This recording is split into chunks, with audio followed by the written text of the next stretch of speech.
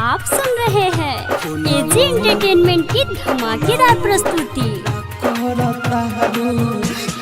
Music by DJ Kanchan Raj, Hajipur Vaishali.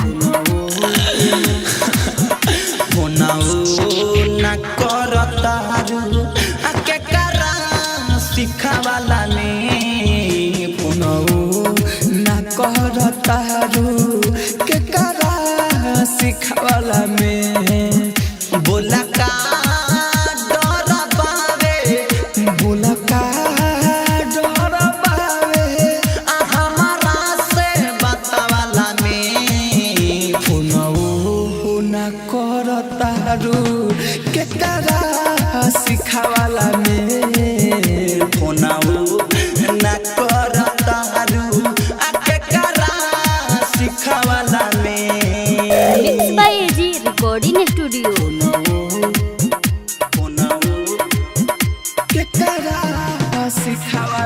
DJ Kanchan Raj, Hajipur Vaishali.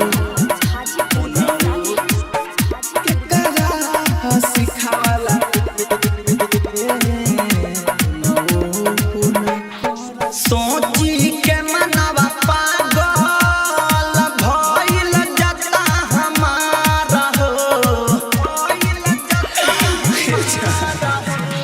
काहे रुवावता रू बोला आंसुआ के धार हो, आंसुआ के धार हो। बड़का गलती हमसे भइल, बड़का गलती हमसे भइल दिलवा मिलवाला ने फोनऊ ना करतारू के करा सिखावाला में फोनऊ ना करतारू के करा सिखावाला में।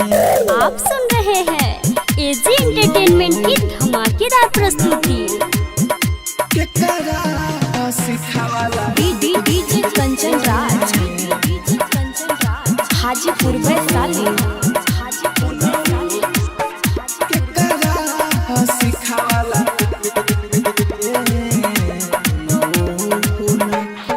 कुनल कुआरा या बहरा बनल बटे जान हो,